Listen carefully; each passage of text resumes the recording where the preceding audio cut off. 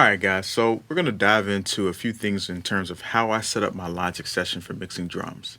One of the first things I did was move my auxiliary tracks.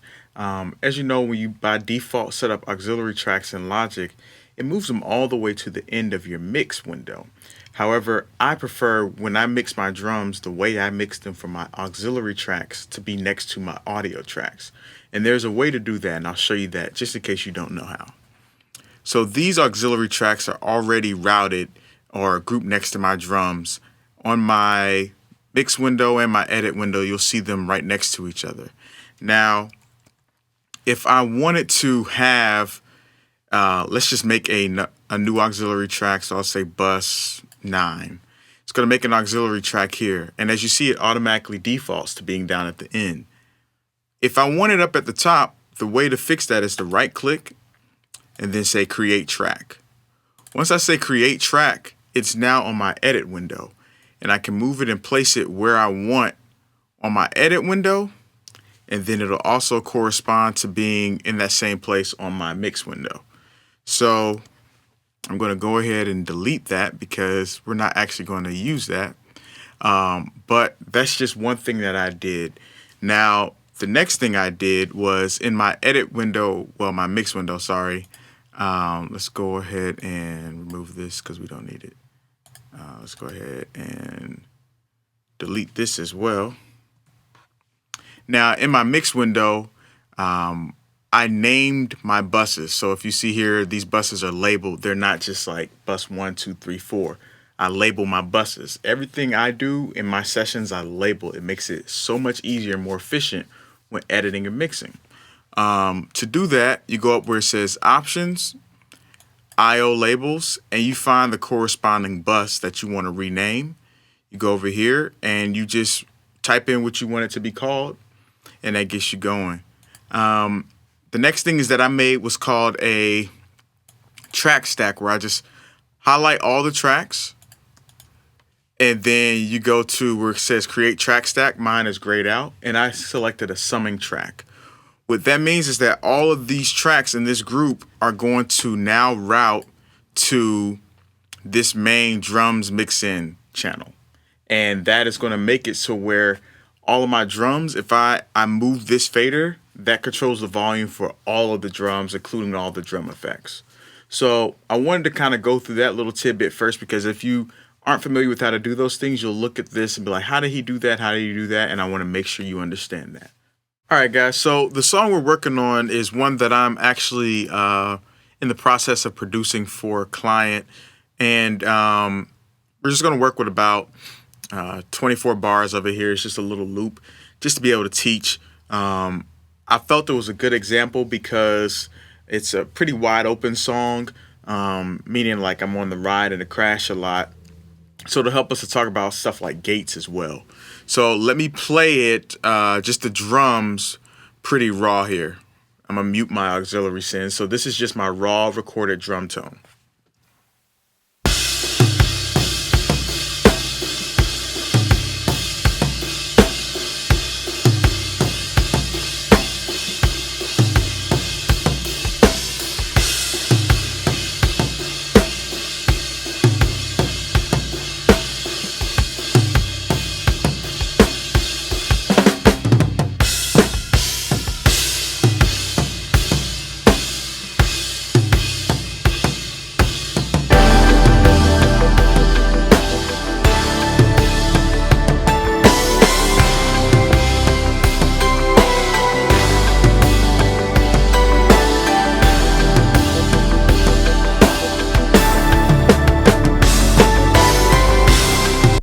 So overall, the recorded drum tone is pretty solid. The first thing I do is get my levels, and I've kind of done a little bit of that already. Brought my snare tracks down and brought my toms and my hi-hat and ride down just a bit. For now, I'm going to mute these auxiliary sends.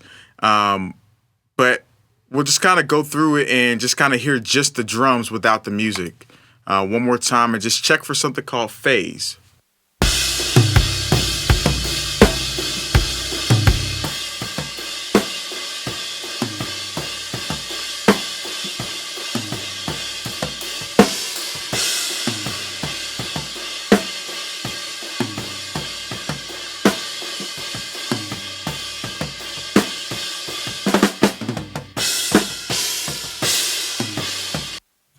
Okay, so it sounds like everything is in phase, or at least the snare is in phase. Phase just literally means the polarity in the waveform. So when you see an analog waveform, it goes up, then down.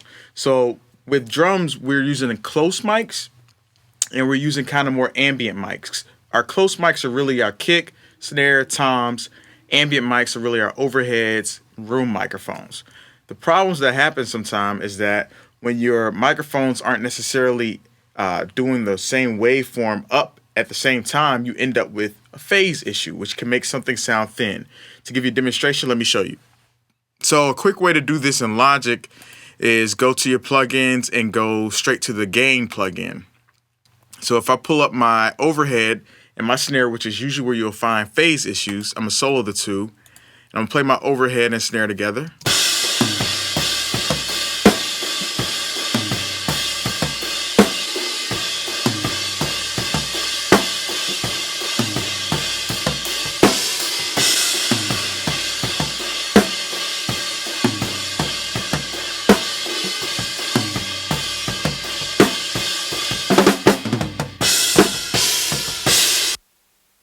All right, so if you notice there, when I flip the phase, the snare drum got thinner sounding. That's one way you'll know if your phase is out, because your low end disappears. You'll hear the attack and the brightness and things of that nature, but the low end will actually disappear from your kick, or really your snares, where you'll mainly notice it.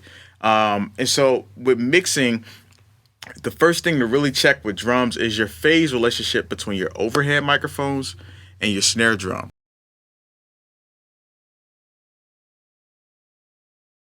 All right, so now that we've got our phase issues together, let's kind of go through and listen to everything I ended up doing to this drum mix to get the tone, and we'll kind of work our way backwards and dissect everything that I did. Let's take a listen.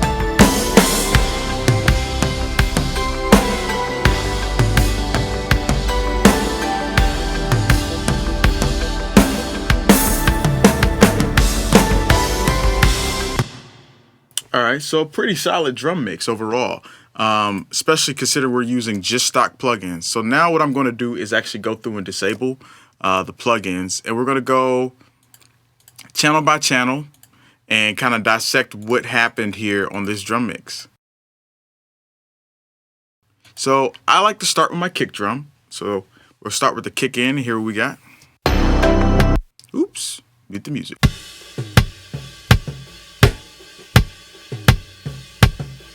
So our kick mic sounded, this is our inside kick mic. It's a little flat. It's got the attack. One of the first things I did was gate it. Gating basically is where you take unwanted signal out of the chain. So let's take a listen.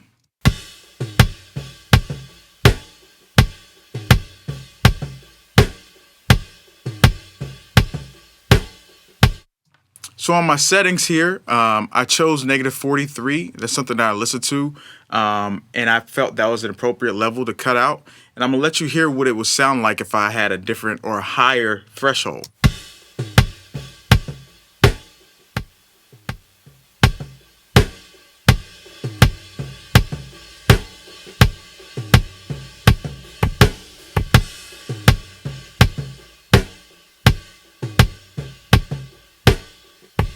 So as you see, 43 was kind of like a nice safe number where we didn't have too much too high, so where we cut out the signal, but we weren't too low where we got all the cymbal bleed as well. The next thing here is the reduction, which is basically kind of like a tolerance. I'll let you hear what it does.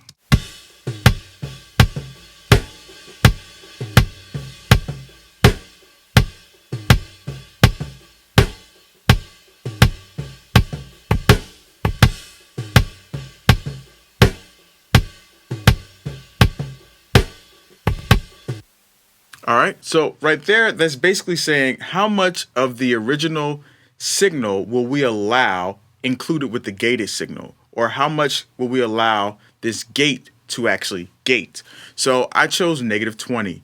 As you heard, the more I went to like the -100, like where I want you can reduce up to 100 dB, then it was like, oh wow, all I'm hearing is just and it sounded unnatural.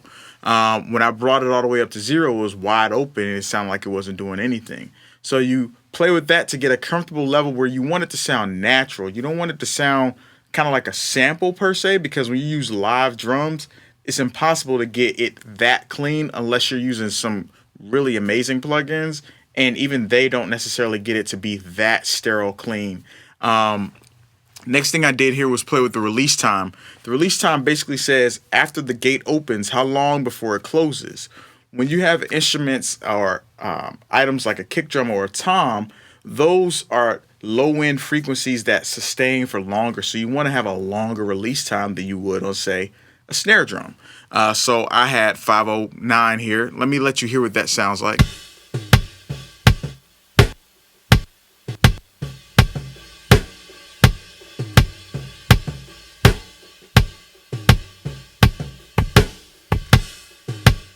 So as you heard, when I got it up to 0, it was basically just a short attack, open, close. When I let it all the way open, it just never stopped gating. It just opened all the way up, and the signal just rang and rang and rang. It's like, no, we need to cut it off. So 500 was a comfortable number for me. The next thing I did here was compress my kick drum.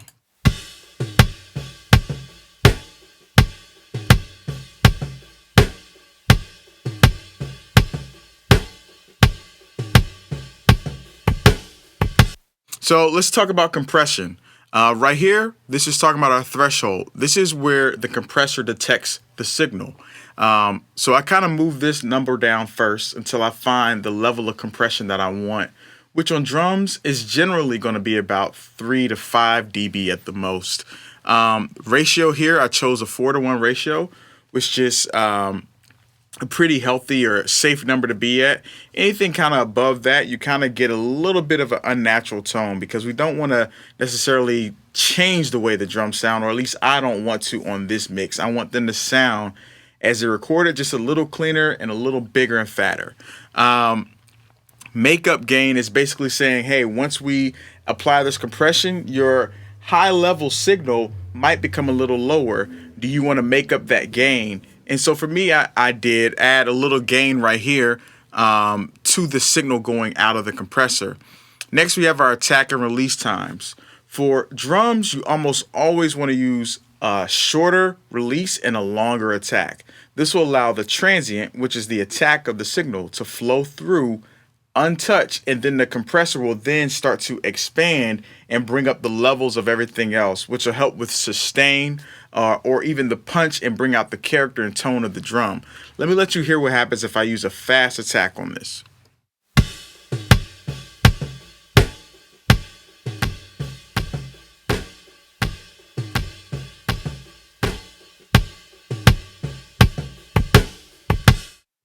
So as you heard, once I used the fast attack, I lost the attack, basically. It became a squash sound, which can sound really cool in certain contexts. But if you want a natural drum tone, you want to use a slow attack. The next thing is personal taste. I used the soft distortion headed out just to add a little saturation and weight to the signal. Next thing I did was EQ it. I chose to use the tube EQ. I felt it was a little bit better for the kick drum. I'll just let you hear what it's doing.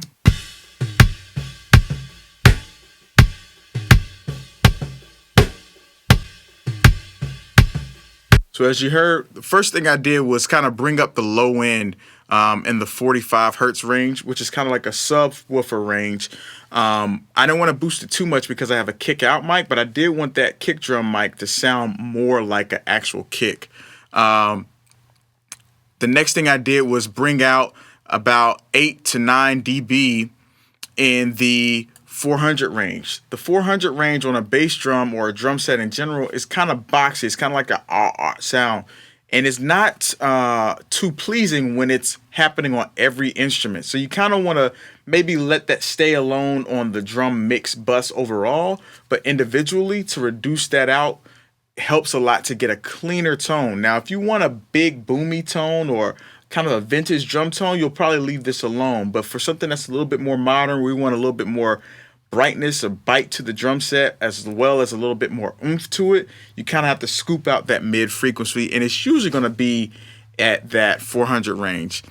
And then overall, this is what the kick drum sounded like at the end.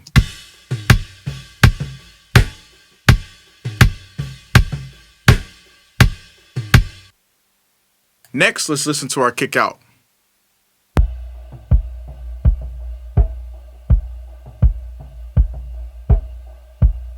So again, right there, it's just a kick out microphone essentially sits on the outer part of the kick drum and just captures the low end frequency. So here I did the same thing, same process. I chose to gate it.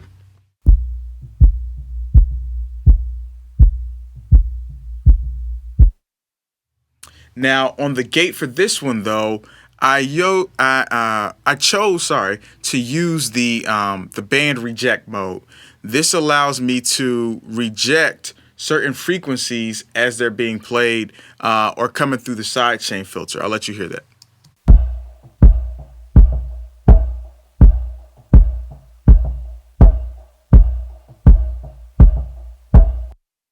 So it's kind of subtle. It's really kind of letting a lot of the low end frequencies just kind of resonate through the gate versus bringing in some of that cymbal bleed. Release time is the same thing we did on the kick in mic. Let's re-enable this. And the next thing I did was compress the kick drum.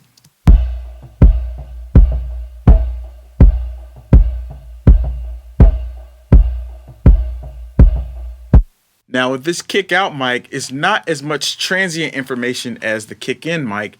So I use a slightly faster attack as you see right here. And then still a short release though. Again, the soft clip distortion.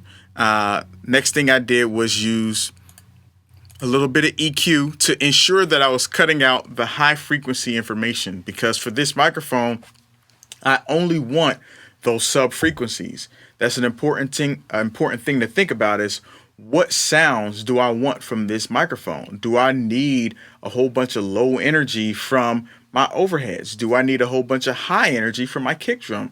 Usually the answer to those two questions is no. So it helps to get a clearer tone if you filter those things out.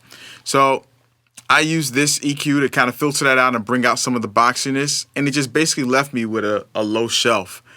Here's what that sounds like.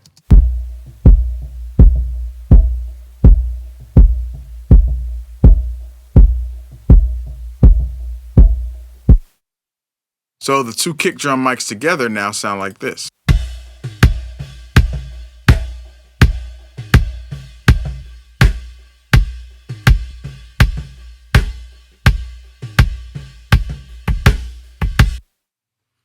And that's all for the kick drum. All right, so we finished with our kick drum. The next thing I like to mix is my snare drum. Let's take a listen to the snare drum. I have 3 microphones on my snare drum. One is a DM20 on top. Next to it is also a SM57. And then on the bottom, I have a SE Electronics small diaphragm condenser. So let's take a listen.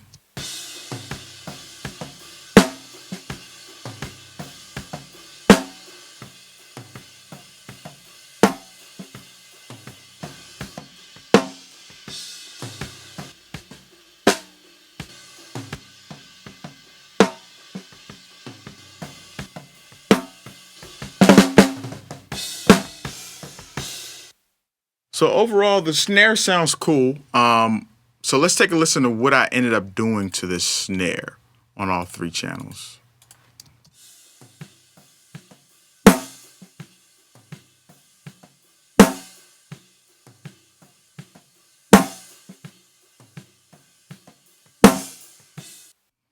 So just a lot more oomph, a lot more punch, and a lot more snap to it. So let's go through what I did, and I'll break that down for you guys. So on the DM20, same process I went with the kick in mic. I went in and did a gate on the snare drum. My threshold is set to -40 reduction, a little shorter release, and I left a little bit of a longer hold here on my gate. Now the next thing that you'll notice that I did is compress it. Straightforward compression, sorry. My threshold is a little lower, ratio is the same, makeup gain's pretty much the same. Same thing here with attack and release. Again, long attack, short release on a snare drum or a drum set in general. One thing that I'll point out here is that I turn off auto gain and I turn off auto release because I like to personally set my release time and my output gain to make sure that it sounds and it mixes how I want, not necessarily how the plugin thinks it should be mixed. So that's one thing you'll notice on all of my compressors. Let's take a listen to the compression.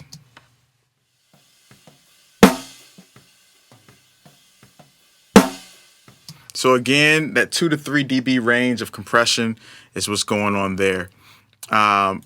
Next, we did some EQ.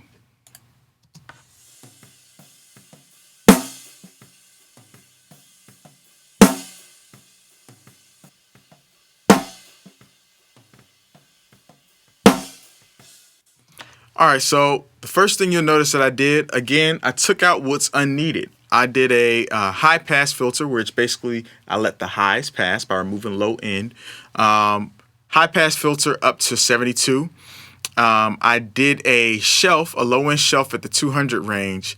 That's essentially where you'll find the weight of most kind of moderately low or medium tuned snare drums.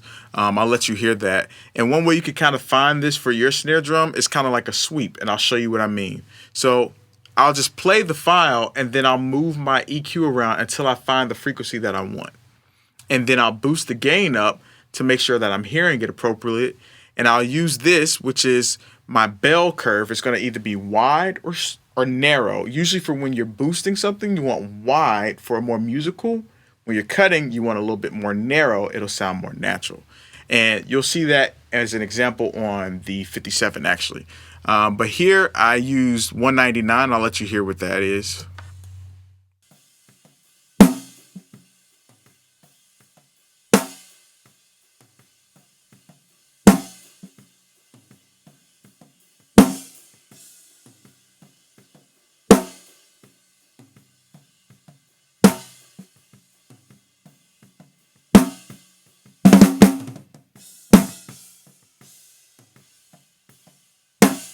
So as you heard there, as I swept it around, the little above it was get a little bit honky.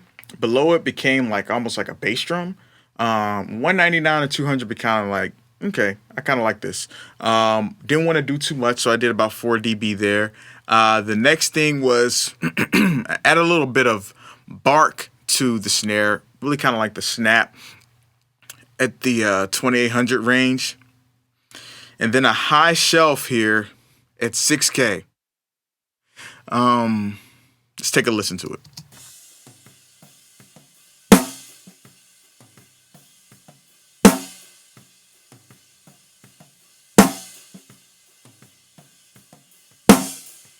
So what that did was just help to bring out the brightness and the articulation of the snare. You don't have to be afraid of it. Move the knob until you get the tone that you're looking for. For this record that we're mixing or working with, there's a lot of information there, and there's not even guitars in it yet. And a lot of times, drums can get lost in a mix if you don't help to bring out that brightness or that character of the drum. Some people get around this by using samples. I personally like to try to get the best tone I can from the drums I'm mixing, whether it be mine or somebody else's. I like to get the best tone I can from that drum. Now, next, let's look at the 57.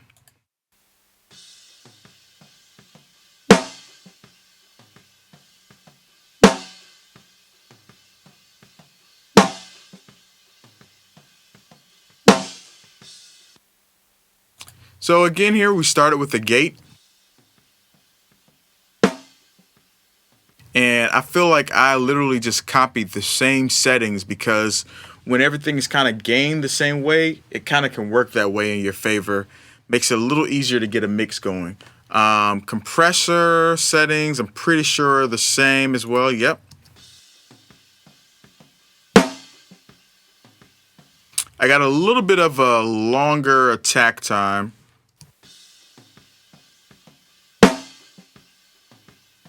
Now our EQ is what's different.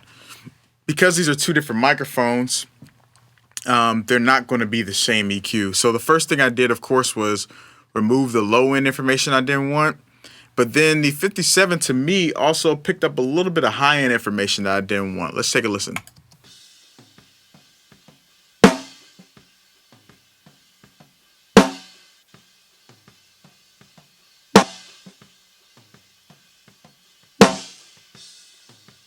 So I kind of wanted to get rid of some of the bleed of the cymbal from the 57 mic to get more body from this microphone and let the DM20 be kind of like the brighter tone.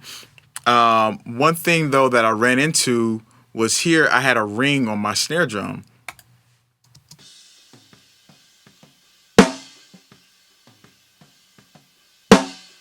Which to some people is subtle, but for me, as you add layers of compression after this, you'll notice that ring and it'll become really apparent. So I just go on and get rid of it. And as I said earlier, you want to use a narrow band or a narrow bell curve, to get rid of that tone. And the way I found it was the same thing. I just kind of boosted my EQ and swept around until I found it.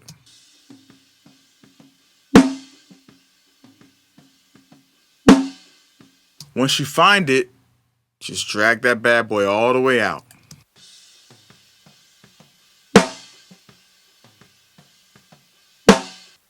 Now, one thing I did as a little trick here, on my low pass, although I cut it at 10, you can boost the gain of it to allow it basically to kind of be a high shelf as well, to get a little bit of articulation or air at the end right before you cut out those frequencies.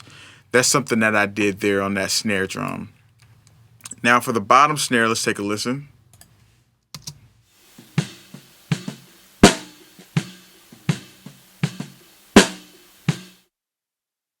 All right, bottom snare, same thing, gates first, and then the next thing I did was compress. Now, some people will ask, should I EQ before compressing? Should I compress before EQ? It really just depends.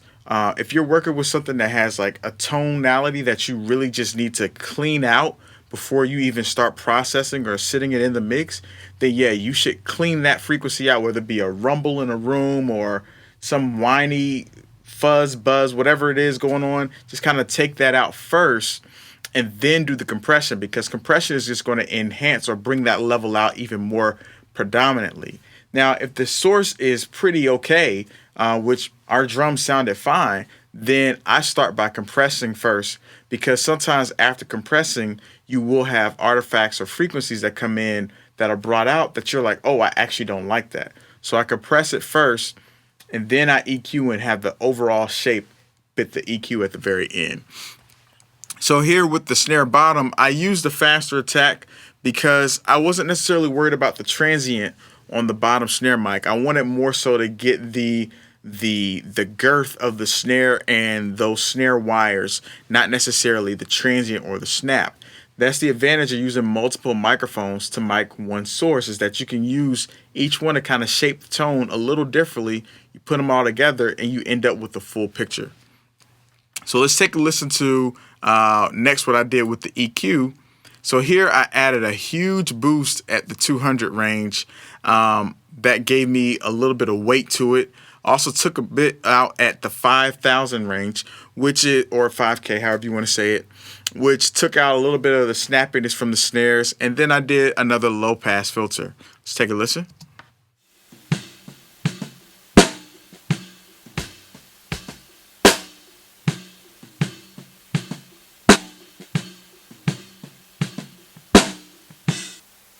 Cool. Now let's hear all three of these together.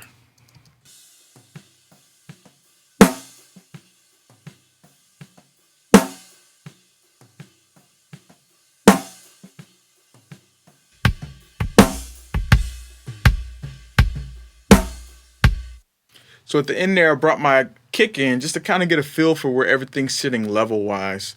As I'm going and mixing individual pieces, I do go back and listen to each thing together to make sure that my levels are starting to sit right. So that's all for snare. Let's move on to the next part of the drum kit. All right, guys. So the next thing I actually like to do after my kick and my snare is bring in my overheads. Your overheads kind of set the overall tonality and the stereo space of your drum kit.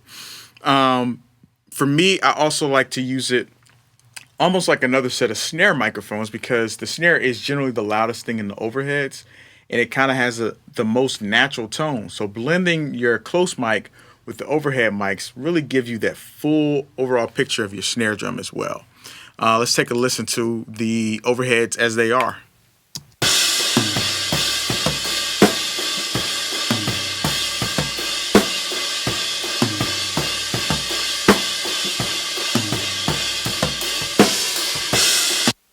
All right, so first thing I did was add a compressor where I'm using a pretty low threshold, a high ratio of 12:1, and no makeup gain.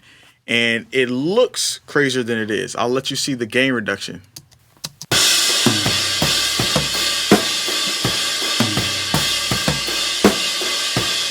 You see that? I'm hitting almost -10 dB reduction. The trick is that I'm mixing it in. I'm using basically parallel compression, which is where you have a compressed signal and an uncompressed signal. And plugins these days allow you to do that within the plugin. So I have it mixed in at about 21%. I'll let you hear what it sounds like with 100%.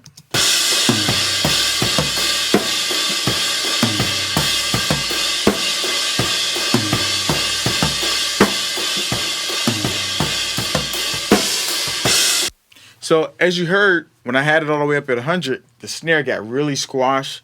The cymbals were a little washy and out of control.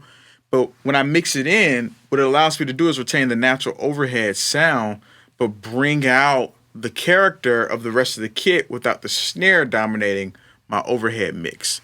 The next thing I did here was add a little bit of EQ. Of course, right here, the first thing I did was filter out some low-end frequency I did not need. I also removed some of the harshness at the 1.5 range and added a little shelf at 20K. I'll let you hear what each of those were doing.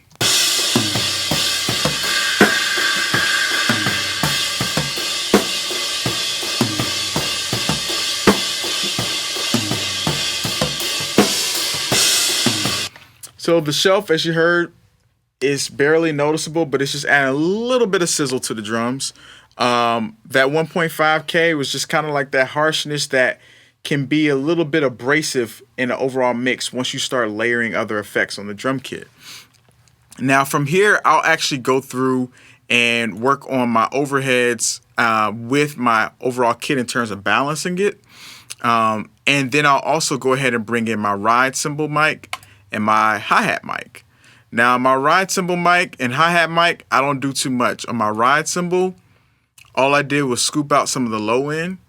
On my hi-hat, I did a little bit more. Sometimes I'll scoop out my low end, but then sometimes I'll actually bring out a little bit at 800 if I'm doing a lot of work on the hi-hat or it feels a little boxy. It depends on what hi-hats I'm playing that day.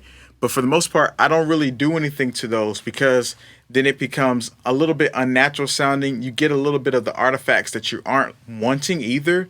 Like you might get a little bit of a crash on the other side of the kit from your hi-hat mic, and it can sound a little bit to your ears because you want your overheads to really be what sets the tonality for that. So I usually leave that pretty much alone. So let's take a listen to what we have so far.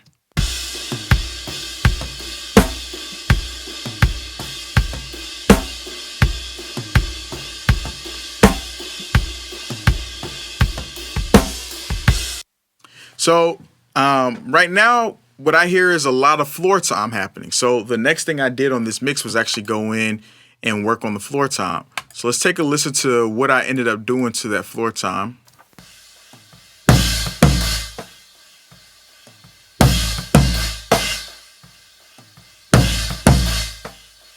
Okay, so clearly the first thing I did was gate. I won't say clearly, but that is the first thing I did was gate it. Set my threshold and my reduction. And then I used this band pass again to help kind of make sure that what the gate was opening up for were the low frequencies, not necessarily just anything it heard, which helps to clean it up just a bit. With toms, I like to give a little bit more air to them. Sometimes with the floor tom, with it being right over the or right under the ride cymbal or a crash, I end up gating it just a little tighter than I might normally would. The next thing I did was compress it with the same compressor, 4-to-1 ratio, slower attack time, threshold and release, soft clipping again.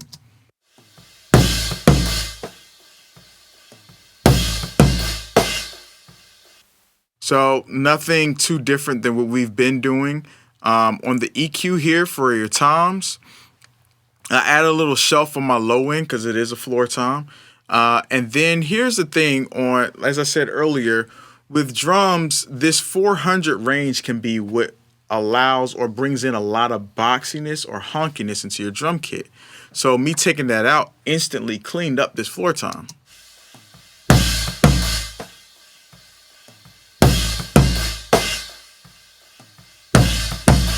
So as you hear, when I have it in there, it's more low end and attack and beef versus low end honkiness, attack and beef. So that's something you'll want to do to taste based on the song that you're mixing for.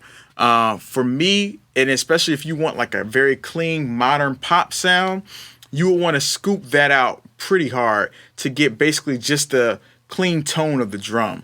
And I kind of duplicated that same approach across all of my toms here. This is tom 2, the gate, same thing. I actually clicked and dragged over, I believe, from these. The compressor, same thing.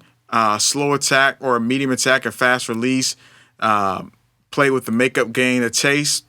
And then on the EQ, same thing. I brought out my honkiness, add a little bit more attack on the upper toms or the mounted toms. My tom 1 is the same thing. A gate, same settings pretty much, compressor, and a EQ. Very straightforward, very simple, and now I'll let you hear the whole kit.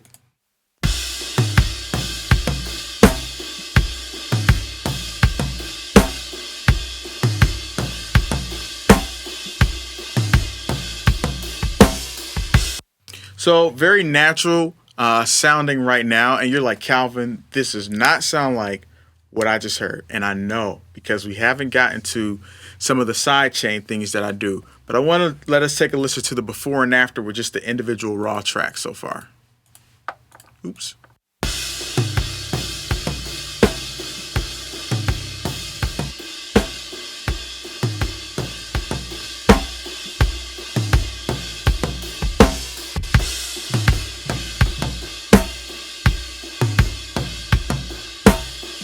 So we didn't really change the tone of the natural drum set. You know, the drummer spent time tuning the drum set to be what they wanted it to sound like. We're just the mix engineers to bring that to life. So all we did was really just clean it up, add a little bit of attack to the snare, the kick to brighten certain things to help it stand out. And now we're going to use some sidechain and some reverbs and things of that nature and some bus processing to really help this whole thing take a shape for the song. All right, so let's talk about some bus processing or group processing.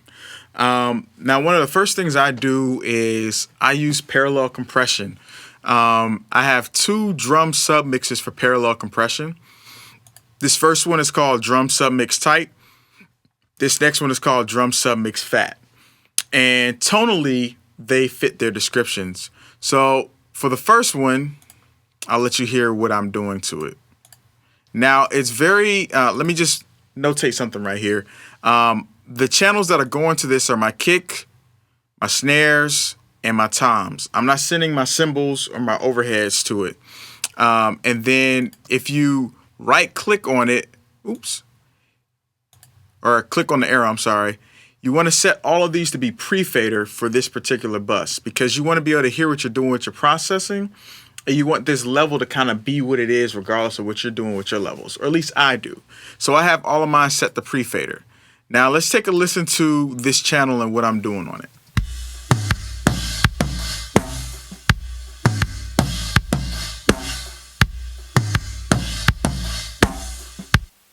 So it's like, man, that sounds terrible. It does on its own, but when you blend it in with the overall drum kit, it actually brings about a lot of character. So I'll let you hear the before and after.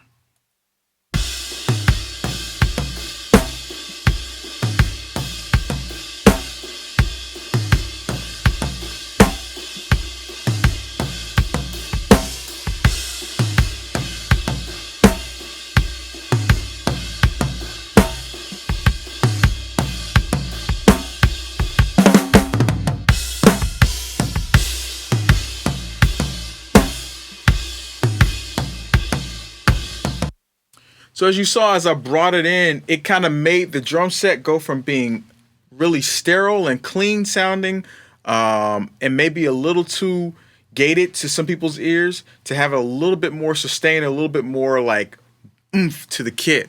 To achieve this, it's a couple different things that happened. The first compressor here, I'll let you hear it.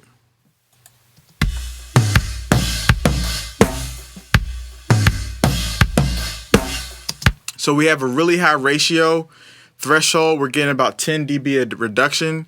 And then the next thing I did was kind of clean up the output signal using an EQ. So I bring out that beef in the 400 range, bring out some of the cymbal bleed in the 2K range, and then do a low pass filter. This will help me to get that tighter sound from this sidechain compressor. The next thing I did here was add a second compressor.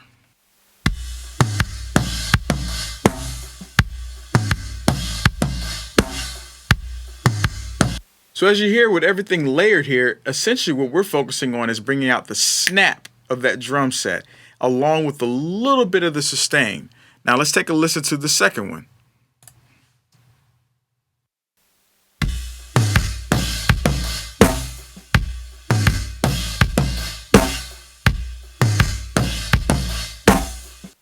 Probably my favorite one. Here we're using some compression, a very high ratio again, a fast attack, and a fast release.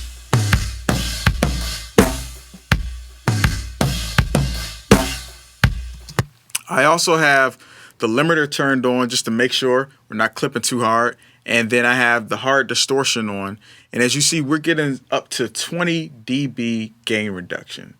That's a lot. Now, in context, it sounds great.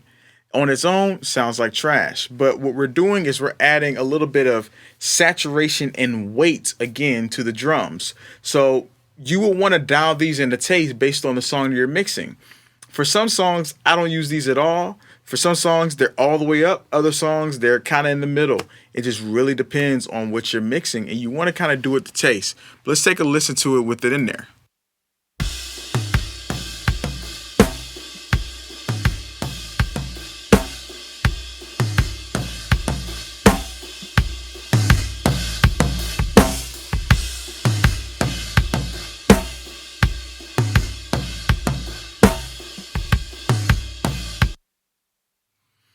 All right, so there you hear and notice that, hey, man, that's actually bringing a little bit more character, bit more of the just the boom of the drums, the beef of the drums, because originally the drum set just sounded real sterile. It sounded real clean, sounded real just nice, but it didn't have any character.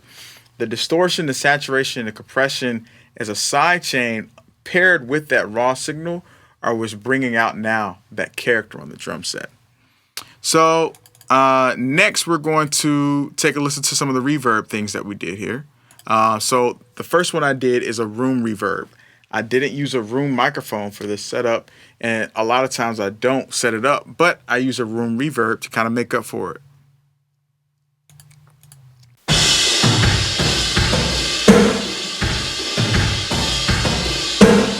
So first thing, just to clarify, my room reverb, basically every channel is going to it except my hi-hat and my ride. I use the Space Designer plugin, and accordingly just kind of dialed it in as I heard in terms of bringing in the size and the length of the reverb and so on and so forth. So that's dialed into taste. The next thing I did was add some compression to it. just a little bit to kind of bring out the girth of the room reverb. So let's take a listen to it with and without the compression.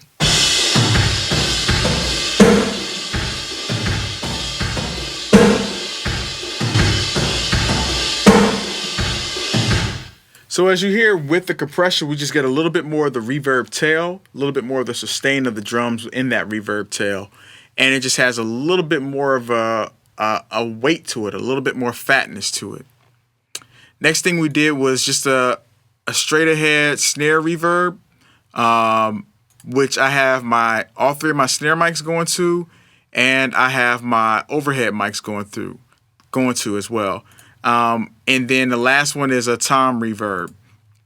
Now, one thing I'll just say, and this kind of goes with your session management, is that I like the same auxiliary send, at least as it relates to my drums, to be on the same channel or the same slot. So the drum sub mix tight is all on the first one.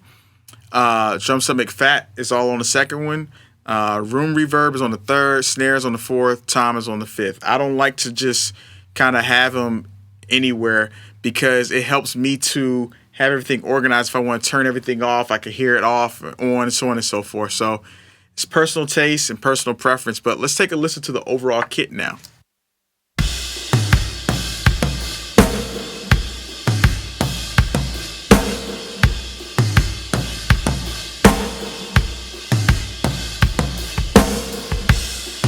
Cool. So we're taking shape. Now, the last thing that I do with mixing my drums is I utilize bus processing, where basically, as I said, these are all routed to this one channel here. And so on this one channel is processing that whole drum set tone. So the first thing I have here is a compressor. Let's take a listen to it.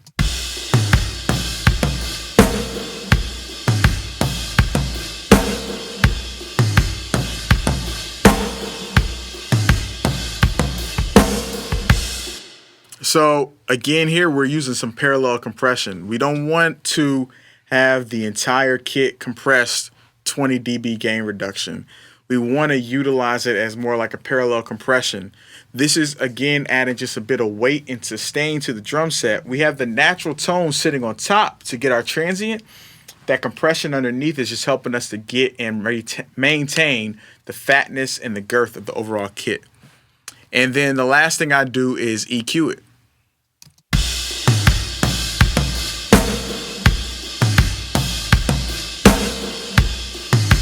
So here we take the same principles.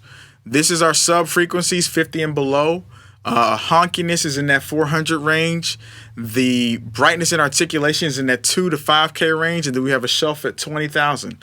Now, if you're mixing something that's more like a pop record or like a cover or something like that, what you'll likely want to do here is scoop out a little bit more of those low mids. So let me take you through that process right here.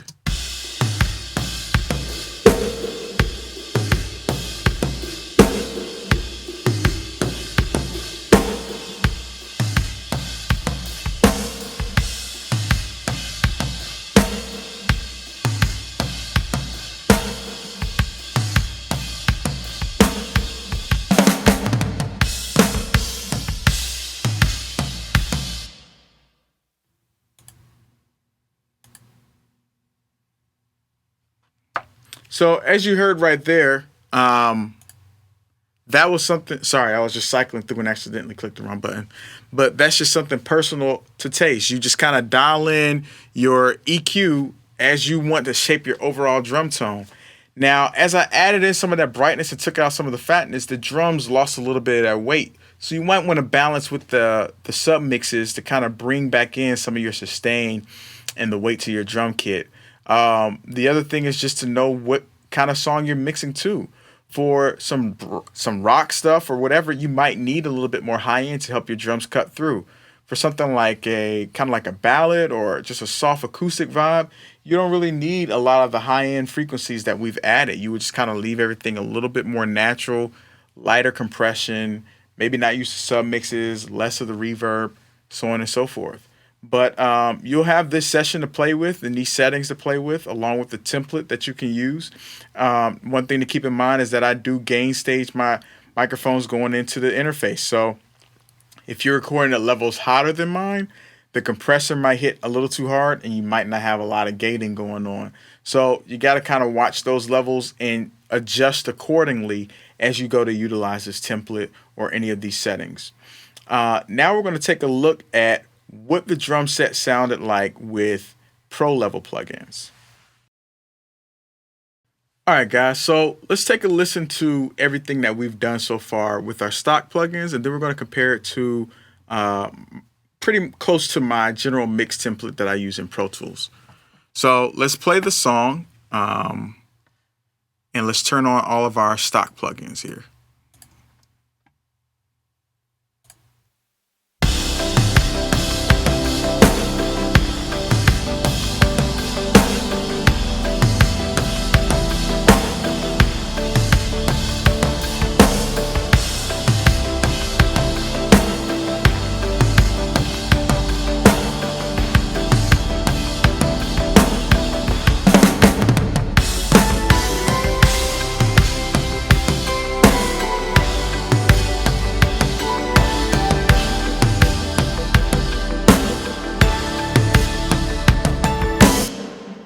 So sounds pretty cool. Let's take a listen to the pro level plugins, or third-party plugins, we should call it. So a lot of my plugins that I'm using are Slate Digital, and then I have a few things by Waves in here. So let's take a listen.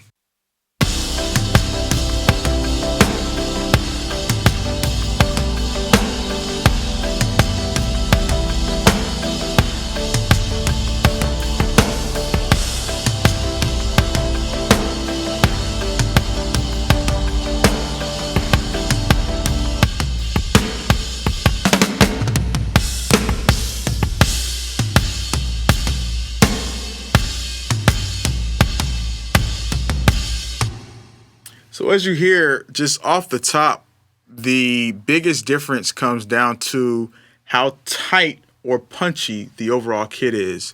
And the reason this a big difference is because of the gates. In Slate Digital's plugins, they have a drum gate that is specifically a transient detection gate. So it'll detect the attack of something in a defined frequency, which is very easy to dial in and get a natural sound to the drum set because the gate only opens on certain frequencies. That's why the snare sounds tighter. It's less of that bottom snare mic in there.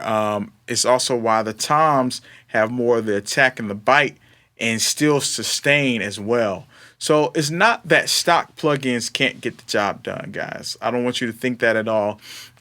And I'm sure we could do a bunch of layers of different gates and compression settings to probably achieve the same thing. It's just that third-party plugins that have done some modeling of analog things a lot of times bring some weight and character to them that give your drums off the top, or any instrument off the top, a little bit more harmonics to work with, and overall sounds warmer and fatter. And then a lot of times they're a little bit more intuitive, like this gate, for example, that makes working and mixing a little bit more efficiently.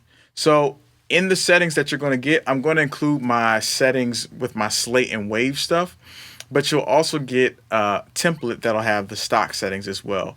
And you can utilize them, either ones as well. I mean, however you want to use them. So I hope this tutorial helped you. I hope you are blessed by it. And if you have any questions, definitely feel free to reach out to me. God bless.